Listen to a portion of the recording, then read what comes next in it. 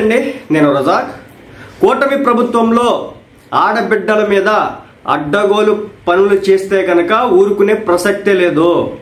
ఈ రోజున కాకినాడ జీజీహెచ్లో జరిగినటువంటి విద్యార్థినిపై జరిగినటువంటి లైంగిక వేధింపులు ఘటన ఏదైతే ఉందో దాన్ని కూటమి ప్రభుత్వం చాలా సీరియస్గా తీసుకుంది. ఎలా కనపడుతున్నారు ఆడపిల్లలు అంటే ఇష్టం వచ్చినట్టుగా. మొన్న కోల్కతాలో ఒకటి జరిగింది, నిన్న అక్కడ ఒకటి జరిగింది, ఏడో ఒకటి జరిగింది. ఏంది అసలుకి ఏం జరుగుతుంది? పైగా చదువుకున్నటువంటి సన్నాసుల చుట్టూ ఉన్న మందంతా కూడా మరి ఆడపిల్ల చూడంగానే మరి కామంతో అలా చచ్చిపోతారేంటి నాకు ఈరోజు కూడా అర్థం కాదు. మనుషులా మానవ మృగాల మీరు? మీకంటే జంతువులు బెటరు. కుక్కని పిల్లిని జంతువుని చూసి నేర్చుకోండి. తల్లికి ఎలా రెస్పెక్ట్ ఎలా ఉంటుంది, తర్వాత ఉండే పక్కన ఉన్నటువంటి అన్నదమ్ము కుక్క పిల్లలు ఉంటాయి కదా, ఆడుకునే విధానం. అసలు మీరు మనిషి జాతిలో పుట్టాలి. మీకు జంతువు జాతి కూడా అనవసరం. జంతువులు కూడా ఈరోజు చాలా పద్ధతిగా ఉంటాయి. మీకంటే దుర్మార్గంగా తయారవుతున్నారు. కాకినాడ జీజీహెచ్లో వైద్య విద్యార్థినిపై లైంగిక వేధింపుల ఘటనపై అధికారులు నివేదిక కోరినటువంటి ముఖ్యమంత్రి నారా చంద్రబాబు నాయుడు గారు ఏకంగా సీఎం గారు రంగంలో దిగినారు. ఈ అంశం మీద ఎవడైతే ఆ పని చేసినాడో, ఉన్నారు ఒక ముగ్గురు నలుగురు బయటకు వచ్చినాయి, ఎవడైతే ఉన్నాడో మక్కిలు ఎరగదీసేయండి, వదిలిపెట్టొద్దు, కాళ్ళు కిళ్ళు ఎరగదీసేయండి. వీడియోలు అవసరమైతే బయటకు రిలీజ్ చేయండి. దరిద్రం పోతుంది. స్టేషన్లో గట్టిగా వేస్తే కనుక దూరిపితే కింద నుంచి పైకి రావాలా. ఆడపిల్లల విషయం లేదు, మరి ఇంత దారుణంగా తయారవుతున్నారు. నివేదిక ఉన్నటువంటి చంద్రబాబు గారు సీఎం నివేదిక అందించిన వైద్య శాఖ అధికారులు సీఎం గారికి అందించడం జరిగింది. నిందితులపై కఠిన చర్యలకు ముఖ్యమంత్రి చంద్రబాబు గారు ఆదేశించినారు. మెడికల్ కాలేజ్ ఆసుపత్రిలో ల్యాబ్ అటెండెంట్ గా పనిచేస్తున్నటువంటి కళ్యాణ్ చక్రవర్తి అనే ఉద్యోగిపై ఈ నెల 9వ తేదీన విద్యార్థులను ఫిర్యాదు చేసినారు. ఘటనను సీరియస్ గా తీసుకుని దీనిపై అదే రోజు కమిటీకి నియమించి విచారణ చేపట్టినటువంటి అధికారులు నిన్న రాత్రి వరకు విద్యార్థులతో మాట్లాడి నివేదిక సిద్ధం చేశారు. దాని విచారణ కమిటీకి చక్రవర్తితో పాటు మరో 3 కూడా వైద్య విద్యార్థులను వేధించినట్లు విచారణలో వెల్లడైంది. మీ ఇంట్లో ఆడవాళ్ళు లేరా? కన్నది అమ్మాయి కదరా నాయన, అక్క చెల్లెళ్ళు లేరా? మీ ఇంట్లో వాళ్ళని కూడా ఇదే మాదిరి ఎవడైనా కెలుగుతా ఉంటే ఎంత తప్పది? నువ్వు ఊరుకుంటా కత్తి తీసుకుని వెళ్తావుగా, గొడ్డలు తీసుకుని వెళ్తావు వాటి మీదకి. ఇప్పుడు నీ మీదకి ఏం తీసుకురావాలా? చదువుకొని కష్టపడి వైద్య వృత్తిలోకి వద్దామని చెప్పేసి వాళ్ళు తపన పడతా ముందుకు పోతా ఉంటే ల్యాబ్లో పనిచేసుకునే సన్నాసులు మొత్తం 4 వేధించినారంట. ఆడపిల్లలు కనిపిస్తే చాలు వేధించడే. నివేదిక ఆధారంగా లైంగిక వేధింపులు పాల్పడినటువంటి సిబ్బందిపై చర్యలకు సీఎం ఆదేశం. నిందితులపై పోలీసులు కూడా ఫిర్యాదు చేసినటువంటి అధికారులు. సో కాకినాడ జీజీహెచ్లో వైద్య విద్యార్థులపై లైంగిక వేధింపులు పాల్పడినటువంటి 4 సస్పెండ్ చేసినారు. సస్పెండ్ కాదు, చెప్పినా కదా, దూరిస్తే కింద నుంచి పైకి వచ్చేయాల, అలా ఉండాలి. ల్యాబ్ అటెండెంట్ కళ్యాణ్ చక్రవర్తితో పాటు ల్యాబ్ టెక్నీషియన్లు జిమ్మిరాజు తర్వాత గోపాలకృష్ణ ప్రసాద్లను సస్పెండ్ చేస్తూ ఉత్తర్వులు జారీ చేసినారు.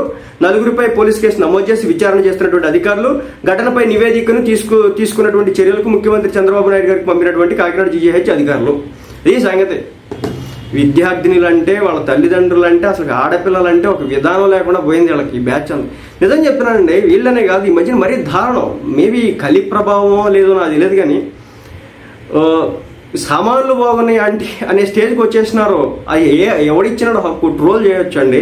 అంటే నార్మల్గా బాగున్నారు బాగాలేదు అనేది ఒకటి, ఆ శారీ బాగుంది లేదా డ్రెస్ బాగాలేదు ఇది చెప్పడం వరకు ఓకే.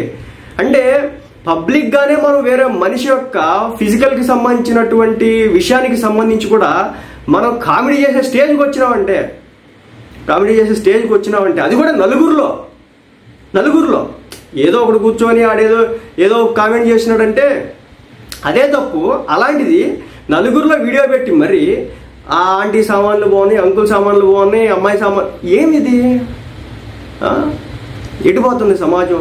తప్పనిసరిగా చెప్తున్నా కదా, రేపో మాపో మీ దాకా వచ్చేస్తాయి. ఈ సామాన్లు బ్యాచ్ ఎవరైతే ఉన్నారో, ఎవరైతే వీడియోలు చేస్తున్నారో వచ్చేది. కంగారు పడొద్దు. వచ్చిన తర్వాత ఆ రోజు జబ్బలు జరుచుకుంది. కానీ మీరు అడగొచ్చు, మరి అమ్మాయిలు రెచ్చగొట్టట్లేదా అని. ఒకటండి, అమ్మాయిలు రెచ్చగొడుతున్నారా అంటే తెలుసుకోవాలి వాళ్ళు కూడా. ఇప్పుడు చీర కట్టుకున్న అమ్మాయిని, ఓణి వేసుకున్న అమ్మాయిని, అదేవిధంగా పాతకాలంలో లంగా జాకెట్లు వేసుకునేవాళ్ళు అనమాట. అవి వేరేగా ఉండే. ఆ డ్రెస్లని ఇప్పుడు చచ్చిపోయినాయండి. సో లేదంటే చుడిదార్ వేసుకొని చున్నీ వేసుకున్న అమ్మాయికి ఒక రకమైన రెస్పెక్ట్ ఉంటుంది సమాజంలో. అలా కాకుండా స్లీవ్లెస్లు వేసుకొని, అదేవిధంగా టీషర్ట్లు వేసుకొని, లేదంటే కనుక పబ్ డ్రెస్లు, పార్టీ డ్రెస్లు వేసుకొని రెడీగా కనబడితే వాళ్ళని చూసే విధానం వేరుగా ఉంటుంది. మనం కామెంట్ చేసేదాకా కూడా పోవాల్సిన పని లేదు. ఎవడో కూడా చూసే విధానానికి తెలిసిపోద్ది, వాళ్ళకి తెలిసిపోతూ ఉంటుంది. కాబట్టి ఏ బట్టలు వేసుకుంటే గౌరవం ఇస్తున్నారు, ఏ బట్టలు వేసుకుంటే ఇప్పుడు మనం చెప్పాల్సినంత స్టేజ్లో లేవు. ఎవడికి కూడా నువ్వు ఈ బట్టలు వేస్తావంటే నువ్వు కొనిచ్చిరావు అని అడుగుతారు. కానీ ఏంటంటే వైద్య విద్యార్థుల విషయంలో కదా ఈ సంఘటన జరిగింది.